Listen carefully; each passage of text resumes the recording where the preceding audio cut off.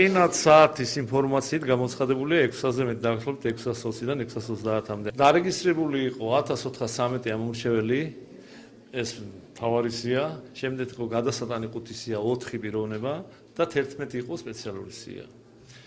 თუ გავითვალისწინებთ, ნაკადის შეფერხება არ ყოფილა, ეს რამე არ ყოფილა, 7 წყნარ ატმოსფეროში და გარემოში ჩაიარა დღევანდელმა არჩევნებმა. წითაშილთან შედარებით ხომ წინა წელში მქონდა საშუალება ყოფილიყავი არჩევნებზე, შედარებით ცოტა ნაკლებია, პირადად შედარებით ნაკლები, იმიტომ რომ 100-120 ამომრჩევლით მეტი იყო წინა წელიწადში.